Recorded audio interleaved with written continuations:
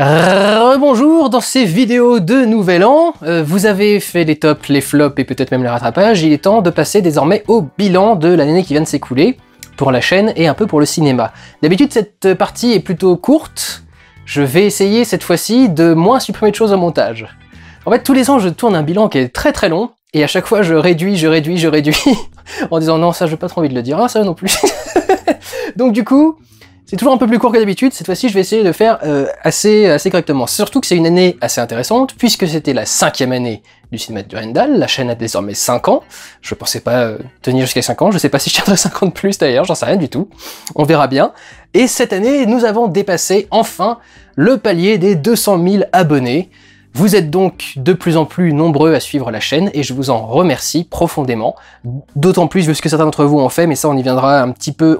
Vous savez quoi, on va y venir maintenant. Je voulais aborder ça beaucoup plus loin, parce que cette année, il y en a certains d'entre vous qui m'ont particulièrement impressionné. Déjà, il faut que je remercie tous ceux qui participent bénévolement au sous-titrage. Je les remercie profondément parce que ils me sortent une énorme épine du pied en faisant ces textes, ces sous-titres-là pour moi. Il y a également une fan cette année qui m'a particulièrement marqué, en faisant quelque chose que je n'aurais jamais cru voir se produire avec ce site, cette chaîne. J'ai déjà parlé dans la vidéo des 200 000 abonnés, justement, si vous ne l'avez pas vu, de ce que j'ai pu apporter, que je ne croyais pas apporter aux gens, et parmi ces choses-là, il y avait en particulier l'image d'un homosexuel plutôt tranquille, bien sûr lui, qui n'a pas vraiment de problème, qui met pas sa sexualité constamment en avant, ni comme un défaut, ni comme une qualité, mais qui, voilà, qu'il sort de temps en temps comme ça, bah, il est gay, comme n'importe qui d'autre pourrait être hétérosexuel, ou bisexuel, ou autre.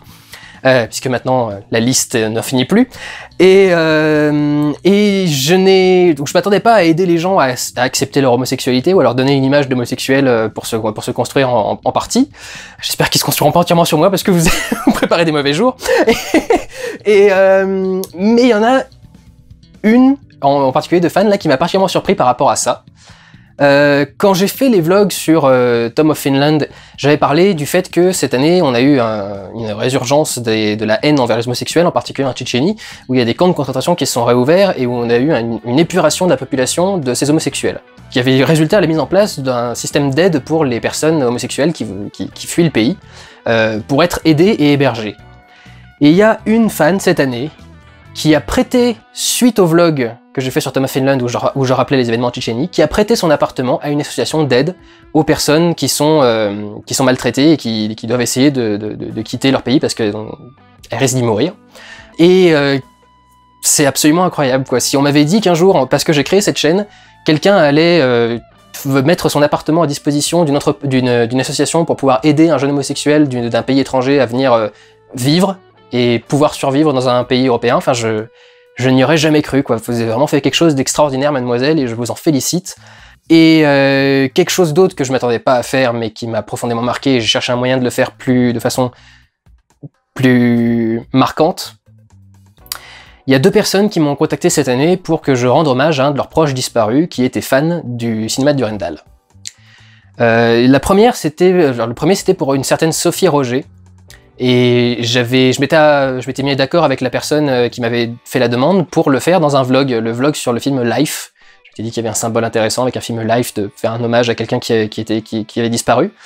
Et en fait, je me suis rendu compte que le problème c'est que les vlogs, tout le monde ne les regarde pas forcément, et qu'il faudrait que je fasse ce genre d'hommage sur une vidéo où les gens les voient un peu plus. Donc, je sais pas si vous avez fait attention, mais dans le générique du Pourquoi j'ai un réalisateur sur Rogue One, qui est sorti là en fin d'année, il y a une section qui dédie le Pourquoi j'ai un réalisateur à Sophie Roger et à Lucas Guerra, un autre fan également disparu cette année. C'est très particulier à faire et à gérer parce que je m'estime pas comme quelque chose d'important, ou en tout cas pas à ce point-là, pas au point de porter la mémoire et rendre hommage à certaines personnes, mais ça m'a beaucoup touché et si je peux le faire, enfin voilà, quand c'est demandé avec le cœur, tu peux pas faire vraiment grand-chose que de dire non, quoi. Que de dire oui, pardon. Vous voyez, ça perturbe. Hein. Donc, c'était quelque chose de très particulier qui s'est produit cette année, et je voulais en reparler avec vous dans ce bilan, parce que c'est quelque chose que j'aurais jamais pensé vivre avec cette chaîne. Et voilà, je vous remercie pour certains d'entre vous d'être à ce point marqué par mon travail, et d'être de penser que ça vous aide dans beaucoup d'aspects, au point de demander à certains de vos amis s'il y avait moyen de rendre hommage s'il se passait quelque chose de pas bien. Voilà, après ce moment pas joyeux, Nous allons passer à la suite et donc au résumé de ce qui s'est passé cette année. Je suis navré du rythme des sorties cette année. Je pensais faire beaucoup plus que ça et je n'ai fait que 3, pourquoi j'ai raison et vous avez tort. Avant de les aborder d'ailleurs, ça me permet d'en parler. Voyant que j'avais beaucoup de mal à sortir quelque chose, je me suis dit, il faut absolument que j'essaie de sortir un truc, il faut absolument que j'essaie de trouver une vidéo qui me demande pas de faire des heures de recherche et d'écriture pour la sortir autre qu'un vlog, et pouvoir faire sortir quelque chose un peu plus régulièrement. Du coup, j'ai eu l'idée cette année de faire l'émission Durandal, émission de dégustation. Et parce qu'il y a beaucoup de gens qui m'envoient des messages en disant quand est-ce qu'on aura l'épisode, je vais vous dire très honnêtement, j'ai honte d'avoir fait cette vidéo. De m'être abaissé au vide absolu d'une vidéo de dégustation, et j'ai essayé d'y mettre le plus de choses constructives possible en disant bah ça me permettra de savoir ce que mange le personnage, c'est intéressant de savoir ce que mange le personnage, ce qu'il ressent quand il y a quelque chose dans la bouche, est-ce que c'est bon, est-ce que c'est pas bon, est-ce que c'est un goût qu'on connaît, etc. J'y crois hein, quand je le dis, mais malgré tout, j'ai fait une émission de dégustation. Donc je ne pense pas faire de suite à cette émission Durandal. Je m'excuse profondément pour la plupart de mes abonnés, je suis navré d'avoir sorti une vidéo de dégustation. Je ne le referai plus. Promis juré, je ne le referai plus. De toute façon, j'ai essayé de trouver les autres sujets, et au final, je trouve pas grand chose de très intéressant en fait à faire venir. C'est généralement des barres chocolatées, des trucs dans ce genre-là, et je pense que ça va pas être fascinant à expliquer et de dire ce qu'il y a d'intéressant, donc pas forcément le sujet le plus intéressant pour faire une vidéo dégustation, donc voilà, je pense pas que j'en ferai d'autres. Il y a une autre émission que je ne pense pas faire, c'est des émissions sur les actualités. Parce que très souvent, on me demande de faire des vidéos sur des sujets qui sont encore de l'actualité, comme par exemple, j'avais fait à l'époque pour le rachat entre Lucasfilm et Disney. De Lucasfilm par Disney. Et le truc, c'est que j'évite en fait de faire ce genre de choses parce que je trouve pas ça très constructif non plus. Parce que je suis pas le genre de personne qui aime avoir une opinion qui part directement perdante et défavorable. Donc je vais jamais faire une vidéo où je vais dire « Oh là là, ce truc qui vient d'arriver, c'est monstrueux et c'est catastrophique ». Ou ce truc qui vient d'arriver, c'est génial et ça va donner plein de bonnes choses. Je vais toujours vous dire, bah ça peut donner du bien, ça peut donner du mauvais. Je pense qu'au bout des 3e vidéos, vous allez avoir envie de me péter la gueule, donc c'est peut-être pas très constructif de faire des vidéos comme ça sur les actus. Par exemple, on m'a demandé cette année, c'est en rapport avec ce que je viens de dire, si j'allais faire une vidéo entre le rachat de la Fox par Disney. Non, je ne ferai pas de vidéo sur le rachat de la Fox par Disney parce que vous savez très bien ce que j'en pense, vous savez que j'aime pas Disney déjà de base, donc si Disney devient l'entité la plus puissante de tous les États-Unis, ça me paraît pas très bien. D'un autre côté, ça les empêche jamais de faire des bons films, d'être l'entité la plus puissante du monde, et si c'est le résultat de ce truc-là, bah après tout, pourquoi pas, quoi. La question c'est, est-ce que ça va être ce résultat, et comment est-ce que ça va se gérer si jamais ce 20th Century Fox est racheté par Disney? Est-ce qu'ils vont, du coup, remplacer tout le personnel de 20th Century Fox par du Disney, ou est-ce qu'ils vont juste les reprendre et les faire continuer leur boulot? Et il y aura probablement des gens qui seront virés à des postes de responsables de décision, etc. Ça arrive à chaque fois qu'il y a un échec de film, ça doit aussi arriver quand il y a des rachats. Donc on sait absolument pas ce que ça peut donner. Ce qui est vrai, c'est que c'est un rachat historique, s'il a lieu, parce que les lois antitrust américaines vont peut-être empêcher ce rachat, parce que ça veut dire que on aurait une entité de production qui représente 30% du milieu de la production américaine, je crois. J'ai pas les chiffres exacts en tête, mais il me semble que ça apportait ça. Quand on mélange 20th Century Fox et Disney, c'est presque 30% de la production américaine qui est réunie avec dans une seule compagnie. Ce qui veut dire que toutes les compagnies qui restent deviennent particulièrement faibles et presque un peu incapables de battre un géant pareil. Donc c'est quelque chose qui est encore en train d'être fignolé, on sait pas encore si ça va être fini, et c'est ça le truc qui fait peur là-dedans. C'est ça le truc, c'est de se dire putain, si Disney commence à racheter 20th Century Fox, l'une des maisons de production historiques d'Hollywood, dans combien de temps est-ce qu'il rachète Warner, et dans combien de temps est-ce qu'il rachète Paramount, et etc. quoi. Donc c'est vrai que c'est quelque chose d'assez effrayant. L'idée d'un omnimédia et d'une omniproduction qui représente toutes les productions audiovisuelles à la télévision et au cinéma, parce qu'il y a aussi la télévision dans les productions de 20th Century Fox et de Disney, c'est particulièrement effrayant, effectivement, comme geste. On va voir comment ça va se passer. Dans l'Amérique de Donald Trump, c'est pas impossible qu'il y ait aucun problème avec les lois antitrust et que ce soit voté légal et qu'ils fassent leur achat et que ça se fasse pour de vrai. Donc, on verra bien ce que ça va donner. Voilà pourquoi je ne peux pas vous faire de vidéo. Ma conclusion, ce sera on verra ce que ça va donner. pas de fatalisme. Donc voilà, je sais pas, je pense pas que ce soit très intéressant de faire une émission où je réagis à l'actualité, je pense pas que ça donnerait un résultat très intéressant. Pour ce qui est des pourquoi j'ai raison et vous avez tort, il y en a donc eu 3 cette année, dont un qui en a surpris beaucoup d'entre vous, qui était un remake d'un Pourquoi j'avais tort qui était déjà sorti. Alors pourquoi avoir fait un remake et pas juste une deuxième partie? Parce que je voulais corriger des choses dans les parties du début, il y avait toute une partie sur la présentation des vampires, des loups-garous, etc. et du problème que pose Twilight, et j'avais géré ça avec des bribes d'informations à l'époque. Là cette fois-ci je me suis dit il faut quand même faire plus de recherches, si je peux retourner le truc ça pourrait être intéressant d'avoir un truc plus appliqué.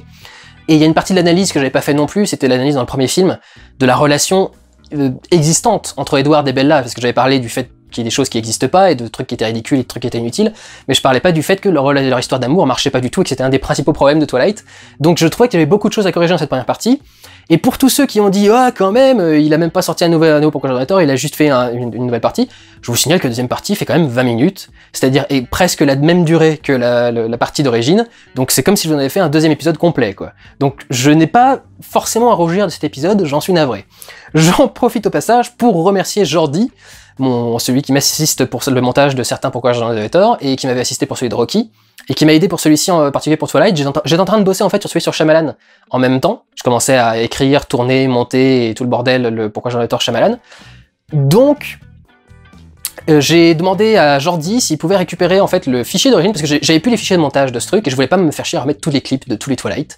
Donc j'ai demandé à Jordi de bien vouloir me reprendre le fichier, de me remettre dans une timeline tous les trucs et de me réagencer tout ça pour que je puisse juste refaire le speak, refaire les faces caméra entre temps, et puis avoir juste à rajouter la dernière partie à la fin sur Twilight 5.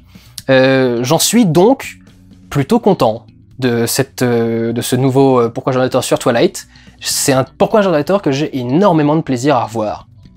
Même l'original qui était parmi les anciens, j'ai aussi beaucoup de plaisir à le revoir, et je suis content de ce remake parce que je trouve que c'est une vidéo qui avance parfaitement, où tu te fais jamais chier, que je trouve très drôle. Enfin, je trouve vraiment, c'était une des premières vidéos que je faisais où je faisais une grosse saga, et je m'étais dit je vais faire Twilight parce que ça me permet de me marrer en plus, quoi, que d'analyser un film.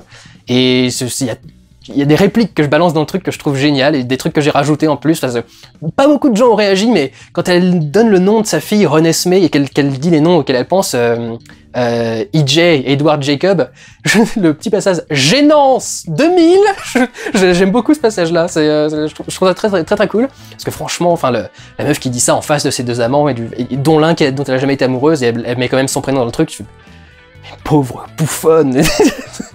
Donc voilà, il y a plein de trucs qui étaient intéressants et rigolos à faire dans ce Pourquoi j'en ai tort sur Twilight. Voilà, je suis assez content de cette sortie. A suivi beaucoup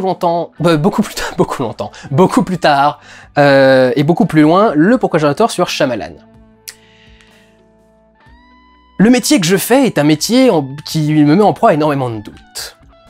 Il y a quelqu'un qui m'a dit un jour « Mais tu cites jamais tes sources quand tu fais des Pourquoi j'en ai tort ». J'ai pas de source, ma source c'est le film. Je vais pas chercher dans un bouquin, alors là, cette scène-là, elle veut dire tel truc, et là, ce symbole-là, c'est tel machin. C'est pas ça, enfin, analyser un film, c'est aller rechercher des informations que quelqu'un d'autre a mis dans un bouquin. Une analyse de film, en principe, tu regardes le film et tu fais ton analyse de film. Donc j'ai pas de source, il y a que moi qui ai mon truc, ce qui rend très compliqué de sortir une vidéo quand ça s'appelle Pourquoi j'en avais tort déjà, quand tu veux faire un effort de crédibilité, de pertinence, et ça te met en proie à beaucoup de doutes. Ce qui s'est passé, c'est qu'en fait, j'ai écrit tout le texte pour Shyamalan, et je vous ai montré qu'il existait au mois de mars, ce que j'aurais jamais dû faire, parce que du coup, vous m'avez dit, faudrait que tu parles de ça, machin, c'est le genre de truc que j'aime pas trop. Et en fait, j'ai loupé la deadline. Complètement, puisque je devais sortir ce Pourquoi j'en ai tort pour la sortie de Split, qui était le dernier film de Shyamalan, dans le but d'aider ce mec, de le défendre, parce que ça faisait des années qu'il se ramassait de la merde dans la gueule d'à peu près tout le monde, et généralement de façon très injustifiée, et j'avais décidé du coup de le réhabiliter et de le défendre. Sauf que du coup, j'ai loupé la deadline, donc déjà je me suis foiré, et ensuite le film est sorti, et a très bien marché, et les gens se sont du coup assez réconciliés avec Shyamalan cette année. Du coup, je me suis demandé, au final, est-ce que ça a vraiment de l'intérêt de faire cette vidéo? Est-ce que ça a vraiment du sens de travailler autant de temps et de faire autant de choses sur un mec qui, ça y est, commence à être réhabilité un petit peu auprès du grand public? Il suffit qu'il fasse un troisième de bon et ça devrait revenir, après The Visit et Split. Et tout ça a réveillé en plus mes grandes crises existentielles, puisque le but de Shyamalan, c'est de te confronter à tes peurs. Et donc, ma peur, c'est de pas être juste, de tomber à côté, de pas donner la bonne information, ou de mal défendre un truc. Ça a aussi réveillé d'autres peurs, notamment des Alors des choses que j'ai abordées uniquement avec les tipeurs, parce que je ne fais pas assez confiance au grand public général pour révéler ce genre de choses publiquement. Mais les tipeurs savent exactement de quoi je parle. Il y a une question de certaines choses que j'ai voulu corriger et qui auraient pu être très mal compris. Et c'était très compliqué d'écrire cette partie-là, et la partie qui corrigeait ce truc-là en particulier, pour la faire de façon à juste corriger et jamais vraiment attaquer quelque chose, juste essayer de rappeler, de rappeler un truc. Donc voilà, c'est vrai que c'était une vidéo très compliquée, surtout quand... Alors je vais pas rentrer dans les détails là-dedans non plus, mais à peu près tous les ans, en mars ou avril, il y a une horloge cosmique qui décrète que c'est l'heure pour moi, pour qu'il m'arrive une couille. Et à peu près une fois par an, il m'arrive un truc dans ma vie privée, vraiment privée, qui me fout le moral au niveau des chaussettes pendant quelques mois. Et ça arrive toujours comme ça, aux alentours de mars-avril, et quand ça te tombe en plein milieu d'un truc où t'es sur Shyamalan, quelque chose d'aussi particulier à aborder, c'est encore plus compliqué à gérer, ça a décuplé toutes mes peurs, toutes mes angoisses, et je me suis retrouvé totalement incapable d'avancer, et d'écrire, et de faire quoi que ce soit, et de monter, et de tourner, et avoir vraiment énormément de mal à faire cette vidéo, donc je suis absolument navré du temps qu'elle a mis à venir, mais il y a vraiment eu beaucoup de choses à gérer en background, qui m'ont beaucoup fait me remettre en question et qui ont rendu le truc très très compliqué à sortir. Je crois qu'il y a beaucoup de gens qui pensent que je me remets jamais en question et que j'avance tout ça de façon très certaine, etc. Et peut-être un peu plus au début de la chaîne, au tout début, quand il fallait vraiment que je sorte des trucs vite, mais de plus en plus maintenant, enfin c'est vraiment une énorme prise de tête et une énorme crise d'angoisse de faire ce genre de vidéo, donc j'essaie de faire très très attention à ce que je dis et des fois ça me panique vraiment un petit peu trop, quoi. Dans les petites choses qui étaient rigolotes avec ce Pourquoi j'ai raison, vous avez tort, déjà faire un coucou à Xavier Calderon, qui a réalisé l'Alien en animation et en camouflage qu'on a intégré dans le Pourquoi j'ai raison, vous avez tort. On a essayé du coup de reproduire le camouflage qui était voulu à l'origine par Shyamalan pour les aliens, et je trouve que le résultat est pas trop mal et qu'on s'en est plutôt bien sorti. Et un truc qui m'a beaucoup fait marrer, c'était de pouvoir faire un petit laïus sur la scientologie et expliquer ce que c'était. Il y a eu pas mal de réactions d'ailleurs dans certains commentaires, j'ai reçu des messages privés de gens qui m'ont dit que quelqu'un de leur famille par exemple avait été agrippé par la scientologie et que ça avait causé des problèmes dans leur famille, et que ça leur avait fait rigoler de me voir arriver avec, en rigolant du truc de façon, clairement, en rigolant clairement d'à quel point le truc était stupide, quoi. Enfin, à quel point ça paraissait absurde de croire à ce truc-là, et quand en plus tu dois avoir un pied dedans, c'est vrai que ça doit te faire un peu, ça doit faire une réaction encore plus particulière. Mais c'est vrai que je pense que peu de gens sont conscients de ce qu'est vraiment la scientologie, quoi. Et il y avait tout le running gag du coup de dire non, je vous assure, ce que je vous dis est réel. Je vous dis pas des conneries, c'est pas des rumeurs, c'est pas des machins. C'est vraiment ça, le texte sacré de la scientologie. C'est vraiment ce à quoi ils croient et c'est vraiment ce qu'ils font. Donc c'est assez rigolo du coup de faire ce petit passage-là, et sur ce truc-là, je me suis beaucoup marré. Donc voilà, en ce qui concerne l'accouchement extrêmement difficile du Pourquoi j'ai raison et vous avez tort sur Shyamalan, je suis navré du temps que ça a pris. J'espère que la vidéo vous a plu au final. Paradoxalement, le Pourquoi j'ai raison et vous avez tort sur Rogue One est passé comme une lettre à la poste. Mais alors, d'une facilité déconcertante, je vais vous le montrer, il est... Hop, il est ici, et là pour le coup j'ai pas vraiment eu de problème, j'ai quand même eu quelques petits soucis pour la présentation des personnages. Alors si vous voulez voir, ça ressemble un peu à ça à la fin des trucs, ça c'est une page qui est entièrement rajoutée, c'est du texte que j'ai réécrit, qui est toute la présentation des personnages, qui est le truc que j'ai vraiment changé en fait du Pourquoi j'ai raison, vous avez tort, parce que j'étais jamais satisfait de ma façon de présenter les personnages. Le passage présentation de Jean et des personnages, je l'ai réécrit 6 fois, ou 7 fois, un truc dans ce genre là, en entier, hein, genre texte comme ça, tout le passage. Je n'arrivais pas, puis après j'ai refait certaines parties, certaines intros, certains machins. Il y a beaucoup de changements qui ont lieu dans les Pourquoi j'ai tort au montage. Vous avez par exemple ici, vous avez des sections entières qui sont sélectionnées, et je dis descendre ici, parce qu'à cet endroit-là, ce sera plus intéressant que de le descendre ici. Ce qui est passé en orange, c'est tout ce que je dois réenregistrer parce que c'est mal articulé, donc il faut que je réenregistre certains passages. Mais il y a énormément de choses qui peuvent changer dans un Pourquoi j'ai tort. Il y a beaucoup de moments où... il y a vraiment deux modes de narration différents. Quand tu lis un texte, tu peux à certains moments, si t'es perdu, revenir à la ligne d'avant, revenir au passage d'avant, revenir au début. Quand tu le passes en visuel, en audiovisuel, dans un Pourquoi j'ai tort, il faut absolument que ça puisse passer de façon linéaire.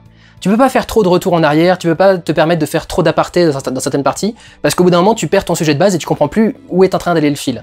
Donc c'est une énorme cuisine qui se fait au montage, où tu déplaces des petits morceaux, des petits machins, des fois tu enregistres juste le début d'une phrase, au lieu de mettre un bref machin, tu mets donc, et ça change complètement la liaison du truc et de la phrase. Enfin là je fais un truc très résumé, hein, mais il y a beaucoup de choses qui changent comme ça au montage, mais finalement l'écriture et la façon la réalisation de ce Pourquoi j'ai tort est passée assez facilement. par rapport à d'autres vidéos que j'ai fait dans l'année. Donc tant mieux. Et je suis assez content de cette vidéo, j'ai réussi à dire à peu près tout ce que j'avais envie de dire, donc je suis assez satisfait du pourquoi j'en ai tort sur Rogue One. Voilà, je précise d'ailleurs que toutes ces vidéos ne pourraient pas exister et je n'aurais pas eu autant de temps pour les travailler sans le soutien indéfectible des tipeurs sur tipeee.com, tous ceux qui me permettent tous les mois de gagner de l'argent et de faire entretenir et de faire vivre cette chaîne. Je vous remercie encore une fois parce que sans votre soutien, ça n'aurait pas été possible cette année à nouveau. Je voudrais bien sortir plus de vidéos cette année, je sais que je le dis tous les ans. Et du coup, cette année, il va falloir que j'essaie de le faire. Je vais essayer de le faire en particulier en essayant de me concentrer sur des sujets plus restreints. Éviter de faire des sujets sur trop de films en même temps et de faire des trucs qui peut-être un peu plus courts, mais qui sortent de façon un peu plus régulière. Parce que les grosses rétrospectives, c'est compliqué. Et j'avais dit l'année dernière que j'essayais de me remettre à sortir des vidéos en corrélation avec les sorties de certains films. Non. Non. Non, c'est une très mauvaise idée, ça me met des deadlines qui m'angoissent tellement que je deviens complètement figé et j'ai du mal à avancer. Et du coup, c'est plus contre-productif qu'autre chose. Donc voilà, je vais essayer de faire des trucs un peu plus libres, ce qui fait que vous serez un peu plus surpris par les sujets, parce qu'ils vont débarquer plus proches les uns des autres, j'espère.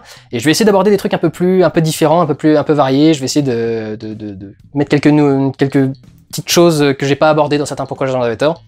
Certains sujets que j'aimerais essayer d'aborder, il y a plein de vidéos d'idées que j'ai eues, peut-être même d'autres formats, pourquoi j'en avais tort, il y a peut-être un hors-série que j'ai envie de faire cette année en plus. Donc voilà, on verra bien ce qui va se passer pour cette année. En tout cas, je vous remercie de m'avoir accompagné, de m'avoir suivi pendant cette dernière année 2017, et j'espère vous retrouver pour la nouvelle année. Voilà, pour ce qui est du bilan de l'année, je vous donne maintenant rendez-vous dans la dernière vidéo qui seront les prédictions des sorties 2018 et de ce qui pourrait y avoir d'intéressant. Amusez-vous bien. Prenez soin de vous, allez voir des films, ciao.